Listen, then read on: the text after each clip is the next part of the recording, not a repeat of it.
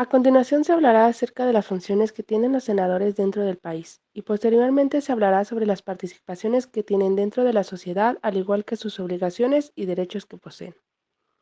Función de los senadores. Los senadores tienen como principal función representar iniciativas de reforma de leyes, propuestas, puntos de acuerdo y votos particulares.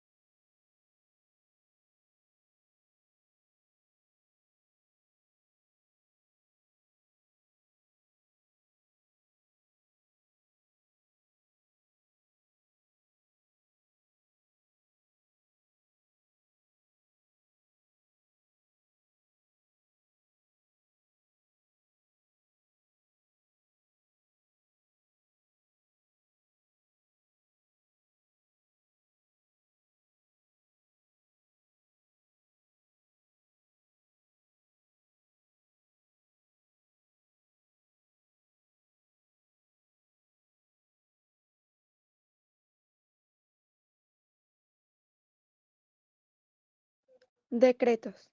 Hace referencia a la resolución escrita de carácter normativo expedida por el titular del Poder Ejecutivo en el uso de sus facultades legislativas o por el Poder Legislativo.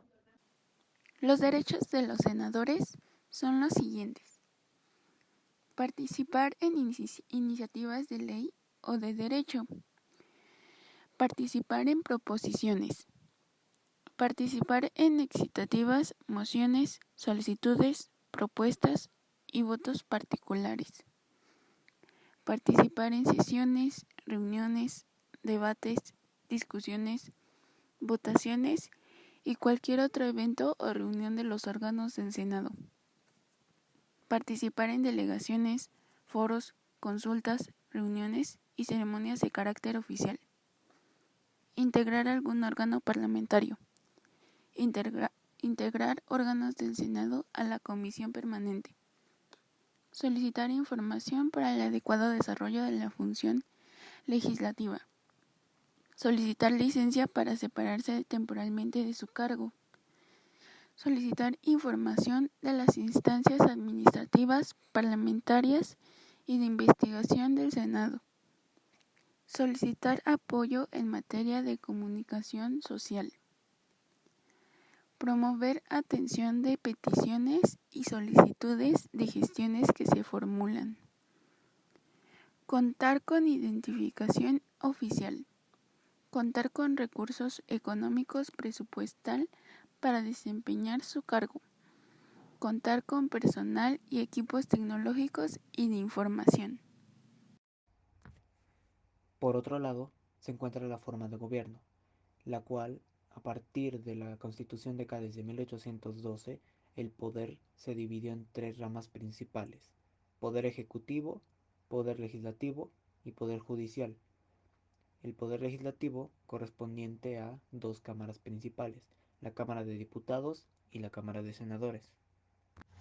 Enfocándonos más en la Cámara de Senadores, la participación del Estado en sociedad como órgano de control dentro del Estado es una consecuencia directa de la aplicación del principio de separación de funciones y de la concurrencia de los poderes en la conformación de la voluntad del Estado, lo que constituye uno de los elementos definitorios del Estado democrático moderno, destacando la participación que el Senado tiene en la aprobación de los tratados o convenciones diplomáticos que suscribe el Ejecutivo. Esto implica que el Senado debe examinar el contenido del tratado o convención propuesto para su aprobación con el objetivo de determinar si existe o no alguna oposición en nuestra Constitución política. Los tratados internacionales, por otro lado, una vez que son perfeccionados, van a producir el mismo efecto que las leyes, pues requieren de la aprobación del Senado, porque en ello va implícito el compromiso de nuestro país como unidad nacional, frente a aquellos con los que deseamos establecer relaciones. Otra de las acciones de control que realiza el Senado y que tiene como propósito fiscalizar la acción política del gobierno, la constituye el integrar comisiones para investigar el funcionamiento de los organismos descentralizados federales o de las empresas de participación estatal mayoritaria.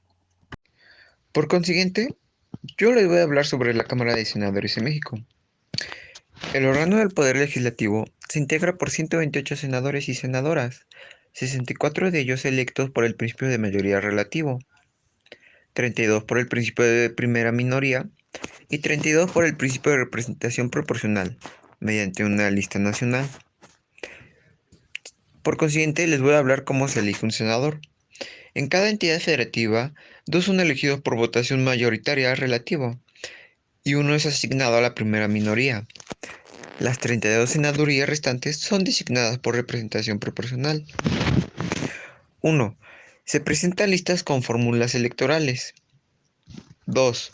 Campañas y voto directo de la ciudadanía. 3. Clasificación por congresos locales, electorales en cada estado y Congreso de la Unión en el DF.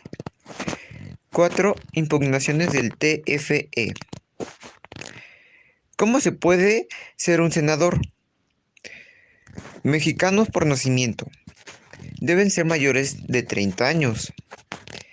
Deben estar separados de sus cargos públicos 90 días antes de las elecciones. No ser ministro de culto religioso ni miembro de la fuerza militar. Artículos involucrados. Artículo 8.